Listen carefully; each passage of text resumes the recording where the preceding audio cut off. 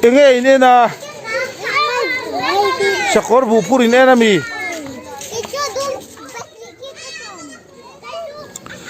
kan huang hian hai tukin zinga hian sakorin bu aron thlen treu maya pularin puya sai lo bu ani a trin zani somli set athara ni hian hei khochak lam kan u naute barma lam pang Myanmar lam atangin sakor lam cha chuaka helai hian bu phur tir ani a sial hoka thingtlang lam tho manei te bu ti hian ron thiar sakdoni lir theilu na munami chutiang chuan kumtin hian cha chu thinan ni a tukin zinga hian no pangin an lom khop mai hei sakor no pang chak pui a po khanin alom em maya tho phang lim hlotin ron en ve ni lai hian in trineng zat nge pakhatina phur theyang sakor pakhat khan sang a phur trin riat zel ani mo sakor ang sang ai nei sompakwa hi anei tunu nia sial hok thingtang lo neya bu thar tam beran ni kumina thingtang lo nei hanti hian hei thingtang an nia zo khwa te pon tia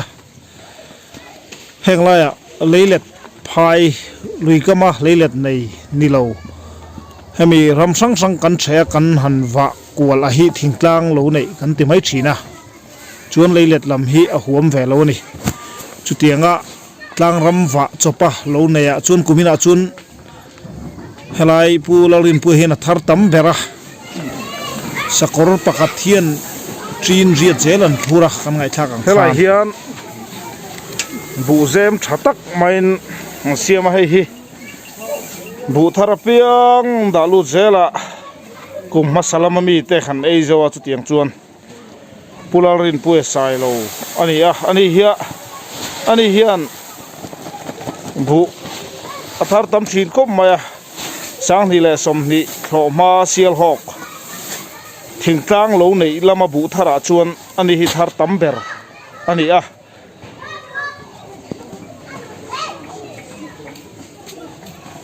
ani hian kumina hian hei sial hok abu kan thar apum pui thu kan thar tam lutuk lowa tin zani somli le pasari an thara tura hian sakorin hei ma sapol aron phur sakta ne kumina thingtang lo nei lama bu hi motor lu theilo na om deu thu wangin sakor cha chuani a bangwa atangin khelam ko chaklam atain an lokala kan u le naw te tiang hian sakor pakhat hian trin riat zela phur theya sakor po an nei nual ani hei zingkara dar sarivel bora khuan ron thlen mana hemitlang ram lova le lelet bu te poni vekang chu tin som thum hi mi pakhatin kum khata kan kham kan kum khatla a ngai ani thina chung ko member pathum chuan tin som ko thlo chuak sela kum khat kham man thar ani chutiang chuanin kan bu hum thar chua a hi kham thar le thar lo te a hriat thei dan ni a e tun lai chun vai bu reson kan la a bu kham thar a ol ang reng phiana hemi zara hian chung te na han ei pol chuanin bu kham thar ol em ton ni he purin pui te po hianin an kham an thar ani helai hian hei no pang chak em mai puya po khan tho phang lim hodin ron en ve an nai ngam chialowa ani hi a chanchin kan ron update zelang puya i tho chau mi nge la tho chau lo deu i tho chau ma sakor hi en ve mi a chungai chuang ngamang em chuang ngamang mo nang mai ni lon thei do na mi sakor chunga ta chuang chak a